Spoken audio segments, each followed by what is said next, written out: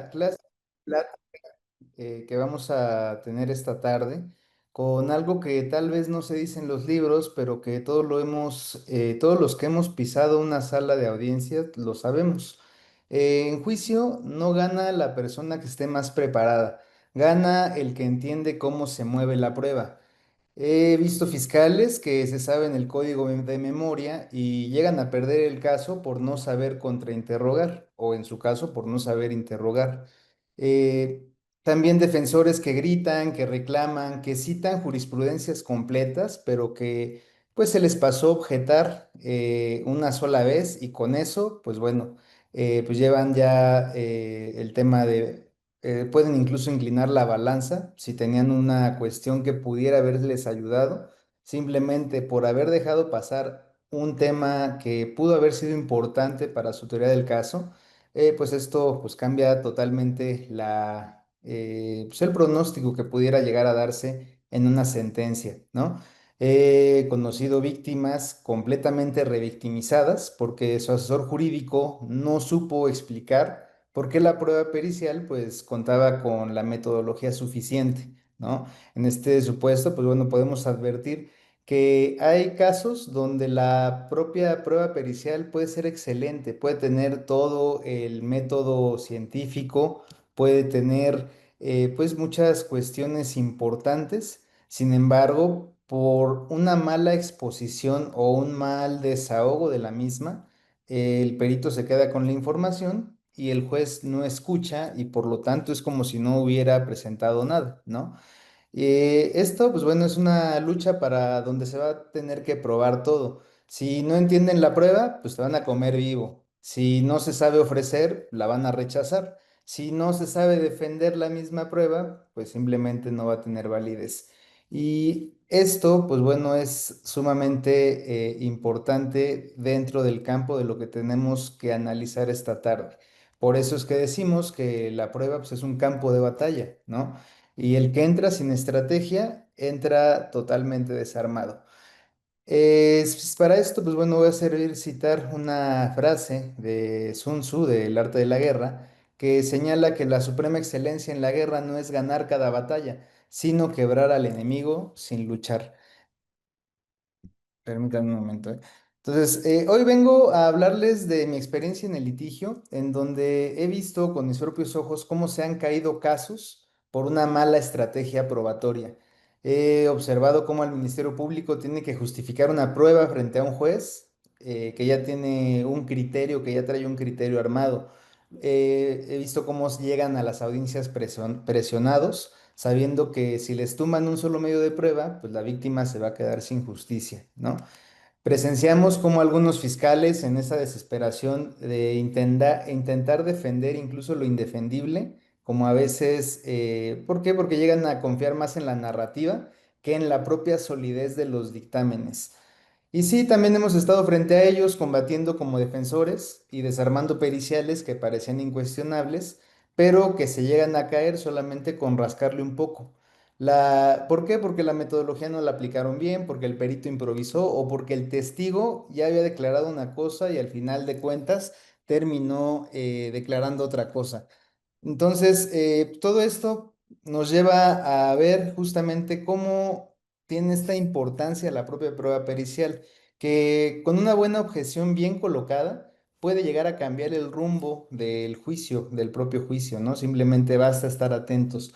Muchas veces observamos, y siempre lo he dicho, el tema de la prueba en materia de juicio, pues es, bueno, no nada más de juicio, durante todo el procedimiento, ¿no? La prueba, el tema del derecho probatorio, pues es sumamente importante, es la columna vertebral del procedimiento penal y esto tenemos que tener en cuenta o tenemos que establecer que es una carga totalmente hacia las partes, ¿no? Todo lo que bueno, lo que les voy a platicar el día de hoy va a descansar justamente y en algo muy principal y muy básico.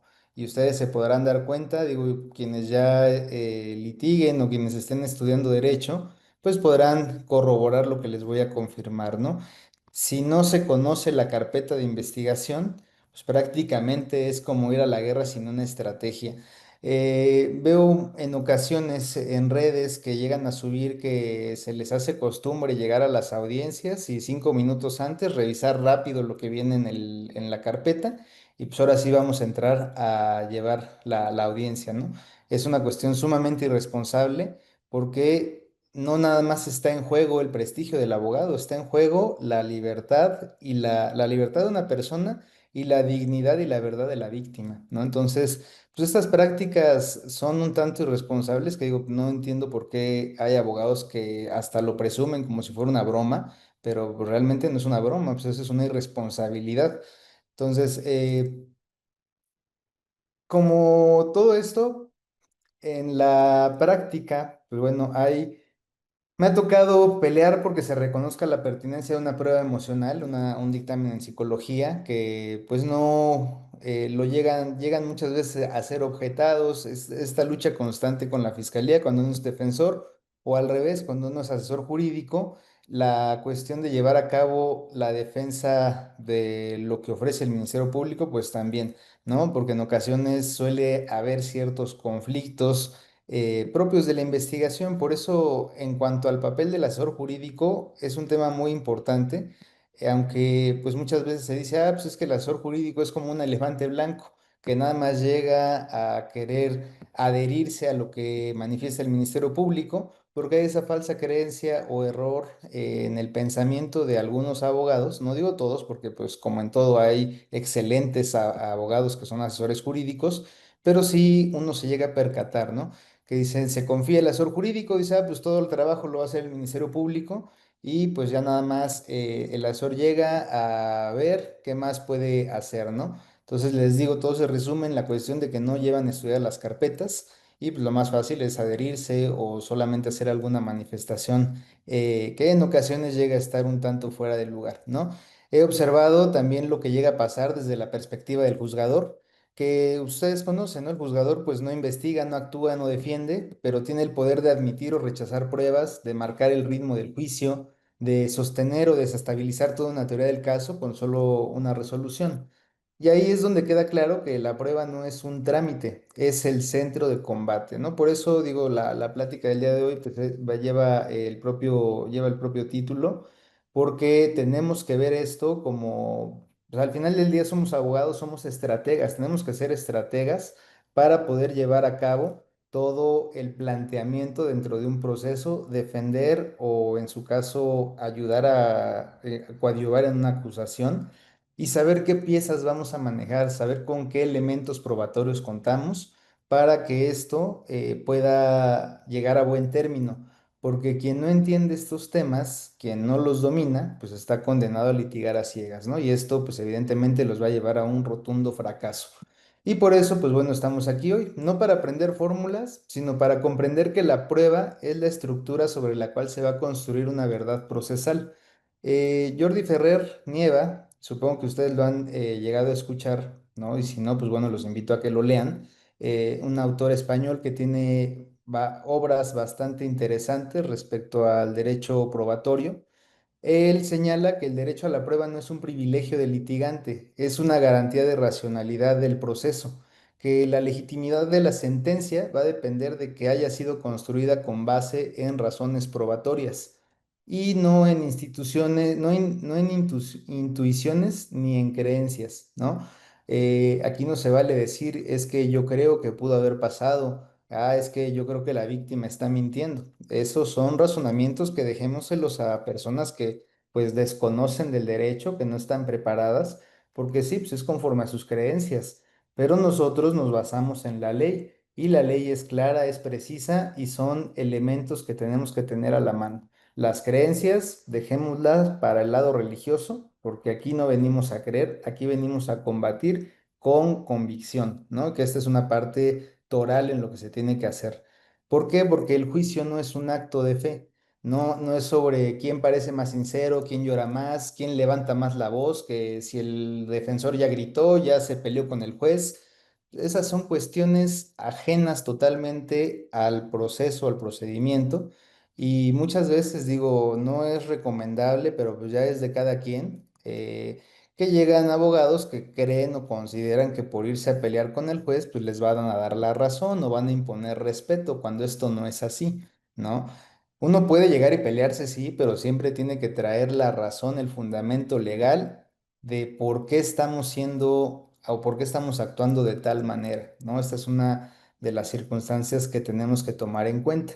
Entonces, esta parte del juicio, entonces podríamos decir, bueno, pues entonces, ¿de qué trataría el juicio? Pues esto es y va a beneficiar a quien logre articular una narrativa coherente, lógica, jurídicamente válida y sustentada en una prueba admitida conforme a derecho. Ya lo demás es teatro y pues ustedes también lo deben de saber, ¿no? Justamente por eso, durante esta sesión, que por cierto, pues bueno, es breve, trataré de apurarme porque son muchos temas los que se pueden llegar a tocar. Vamos a dividirlo en tres ejes. El primer eje, pues va a ser desde el punto de vista de la fiscalía, que la fiscalía no solamente acusa, sino que tiene que construir un relato con base en medios de prueba o datos de prueba convincentes. ¿Por qué hago esta diferencia? Pues porque, bueno, va a depender de la etapa procesal en la que se encuentren. Si están en etapa inicial o si ya van para intermedia o prácticamente si ya se está desarrollando un juicio, ¿no? Cada etapa procesal pues cuenta con estándares probatorios diferentes. El segundo aspecto que tocaremos será sobre la defensa técnica. La defensa pues no solamente se trata de llegar a negar el hecho, es que mi representado no lo hizo. No, porque también debe de interpretar la ausencia, la contradicción y aprovechar los vacíos para poder pues meter la estocada que muchas veces puede traducirse en una resolución a su favor, no necesariamente absoluciones, ¿no? Puede llegar a ser incluso una reducción de sanción, una reclasificación del delito. Todo eso, pues bueno, va a depender mucho del tipo de caso, del tipo del delito al cual nos estemos encontrando.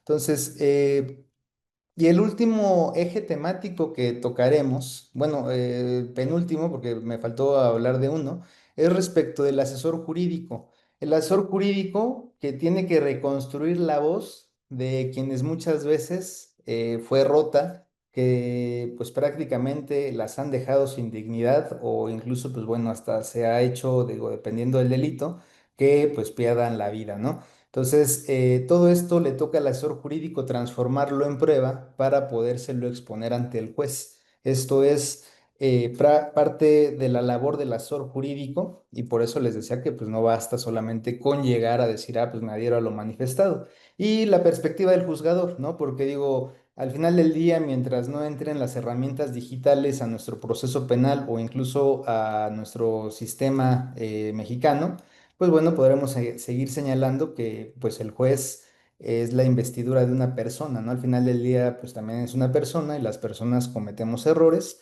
y por ello pues también se cuenta con elementos para combatir las resoluciones, ¿no? Porque no siempre la autoridad, en este caso el juzgador, necesariamente tiene la razón, ¿no? Entonces, la perspectiva del juzgador, cómo es que tiene que llevar a cabo una valoración adecuada para poder pues generar ahí certeza jurídica a las partes y no violar los principios o no vulnerar derechos de las mismas, ¿no? Todo esto bajo una mirada activa o pasiva de las partes, ¿no? La única que considero yo no puede tener una actitud pasiva, pues es la fiscalía, ¿no? Es el Ministerio Público.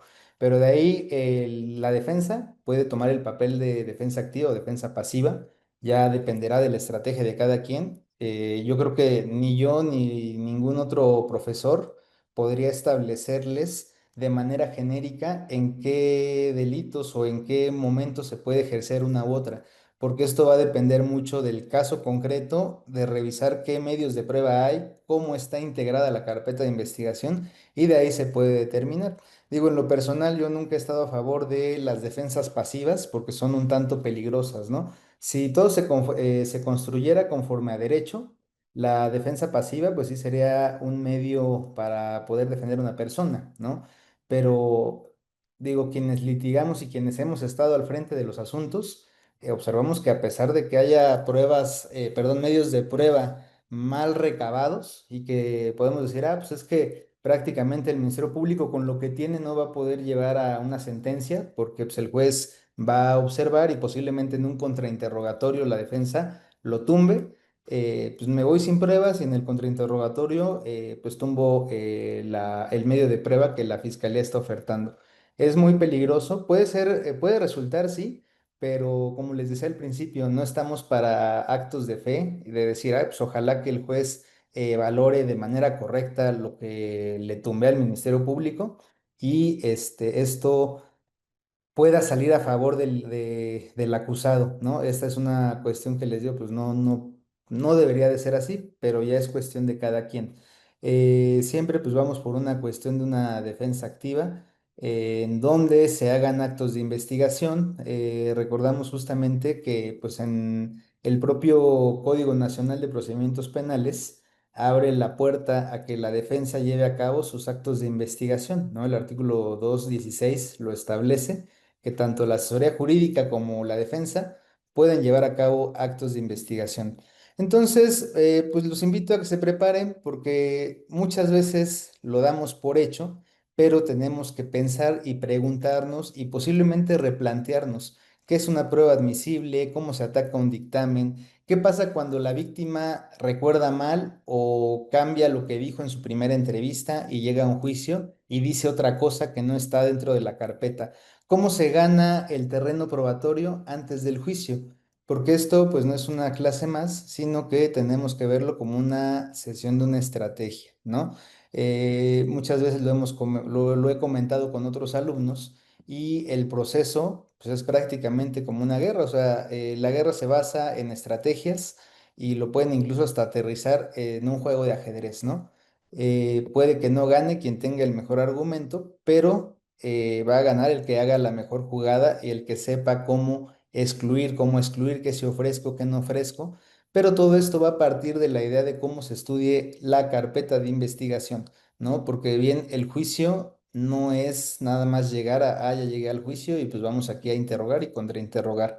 El juicio se construye desde que se presenta la denuncia, ¿no? Es desde que se va a plasmar la teoría del caso, que es lo que se va a llevar a proceso. Entonces, esto es lo que básicamente nos va a permitir poder llegar a salir bien en un asunto. Es de conocimiento de su servidor que van a decir, ah, sí, profesor, pero pues muchas veces llegan asuntos que pues ya están avanzados y me llegó un asunto que ya va para juicio y pues yo lo tomé a partir de este momento. O me llegó el asunto ya en etapa intermedia, o porque al señor lo vincularon a proceso, no le gustó la defensa y acaba de cambiar de abogados.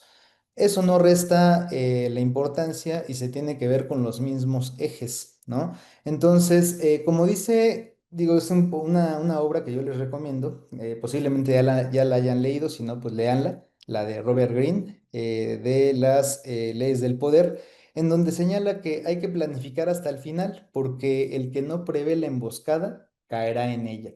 Entonces, siempre hay que ir con una estrategia, porque de lo contrario iríamos con los ojos vendados y las manos atadas. Aunque por mucho que digan yo soy el mejor orador, tengo una excelente argumentación jurídica y mi lógica jurídica es de lo mejor, no hay que confiarse, ¿no? Siempre hay que tratar de buscar estas alternativas para poder prever qué es lo que va a pasar. Entonces, antes de hablar de las estrategias, necesitamos responder lo más básico, ¿no? ¿Le puede dar a la siguiente diapositiva, por favor? Gracias. Esta pregunta básica, que sería, ¿qué es probar en juicio penal? ¿No? ¿Qué se entiende por este concepto? Eh, y bueno, no se trata de presentar papeles o ni de convencer por intuición, como les he venido diciendo. Probar en juicio es construir racionalmente una conclusión sobre un hecho jurídicamente relevante. Esto a partir de los datos obtenidos y desahogados conforme al debido proceso. Esto es muy importante que lo graben de memoria o que se lo graben en la mente.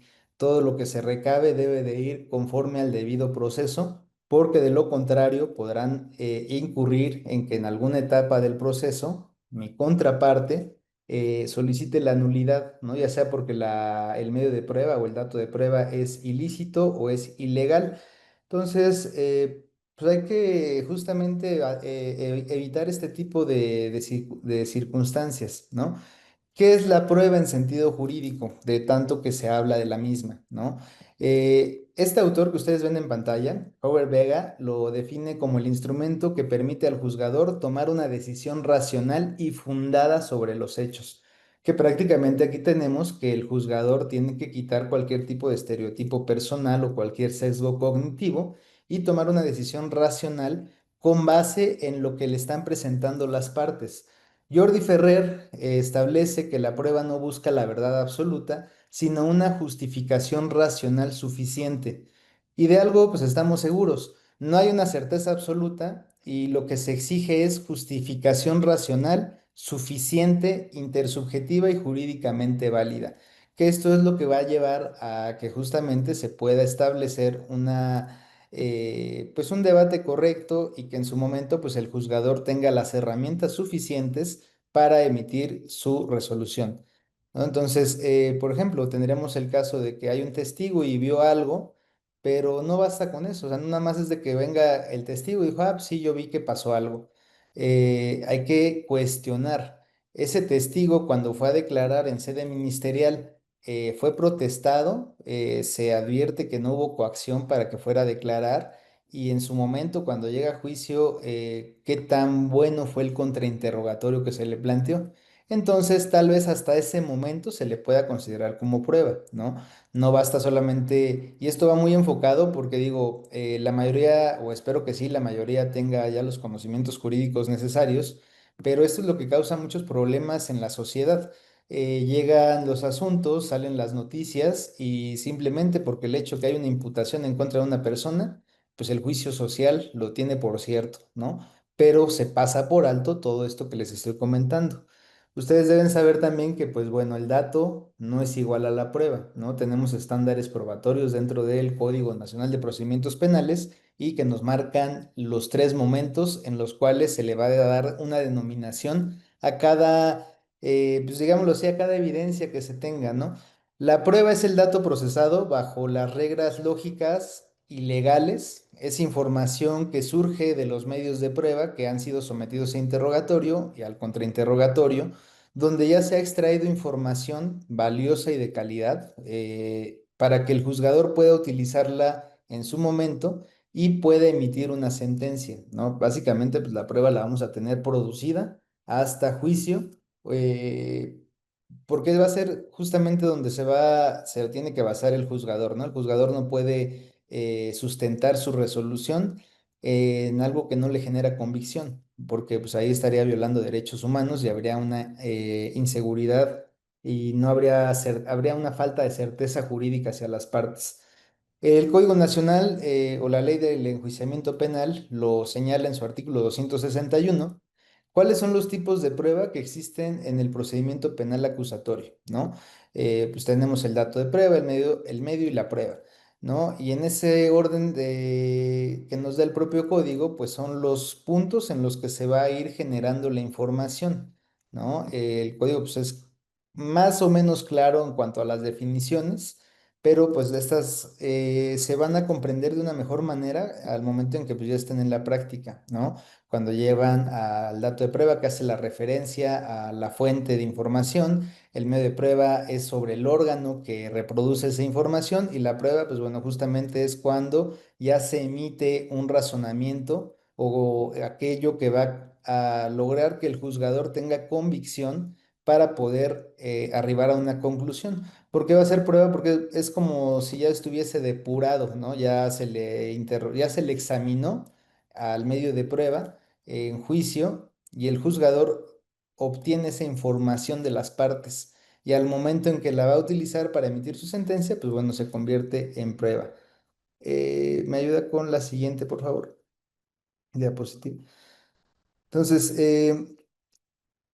aquí vamos a tener justamente una pregunta. ¿Cuál es el objeto de la prueba? Aparte de que, pues bueno, hemos visto para qué sirve, que es para reconstruir un hecho que ocurrió. El objeto de la prueba es demostrar los hechos controvertidos, ¿no? Y esto, pues para esto es importante tener presente el principio de contradicción, que es el que nos va a permitir poder objetar o poder inconformarnos y decir que pues mi contraparte no tiene la razón o está faltando al deber de probidad o que el medio de prueba se obtuvo bajo alguna violación a derechos humanos. Entonces, pues esto es lo que se va a generar dentro del proceso. No se prueba lo que se discute, no se prueba el derecho. Lo que se tiene que probar es el hecho penalmente relevante. Entonces, por ejemplo, si hablamos de una violación, el Ministerio Público no va a probar que hubo una violación. Lo que tendrá que probar será que A penetró a B sin su consentimiento y en las circunstancias que señaló, la hora en que ocurrió y que este hecho le dejó secuelas a la víctima. El delito no se prueba, lo que se va a acreditar es el hecho de lo que ocurrió, que en su momento, pues bueno, se señalará que este hecho encuadra en una descripción típica. Mm, ¿Puede darle a la siguiente, por favor? Entonces, y aquí, pues bueno, viene un tema también, el tema de la carga probatoria, ¿no? ¿A quién le corresponde la carga probatoria? Pues está bajo las máximas de quien acusa está obligado a probar, ¿no? El artículo 21 constitucional lo deja muy claro en conjunto con el artículo 130 del Código Nacional de Procedimientos Penales, que señalan que el Ministerio Público, pues es quien tiene la obligación de probar. La defensa o el imputado, pues no tienen que demostrar nada, o sea, no tendrían por qué demostrar la inocencia, porque partimos de la premisa que existe este principio de presunción de inocencia, aunque a veces pudiera parecer que, pues esto no es así, ¿no? Y como que les podría decir, ¿por qué podría afirmar que a pesar de que la ley dice que se presume la inocencia de la persona imputada, en ocasiones la carga de la prueba la tiene el propio imputado, ¿no? Si ustedes revisan su código penal, por ejemplo, el Código Penal para el Distrito Federal, en el delito de enriquecimiento ilícito, ¿no? En el delito de enriquecimiento ilícito, quien tiene la carga de la prueba, pues es el imputado, porque al final del día lo que busca el tipo penal es, señala que al servidor público que haya aumentado su patrimonio sin poderlo explicar de manera ahora sí que sin poder demostrar la legítima procedencia del patrimonio que incrementó, pues estaría incurriendo en esa conducta, ¿no? Entonces, ahí es el tema de que el servidor público pues tiene que acreditar justamente que no incurrió en un enriquecimiento ilícito.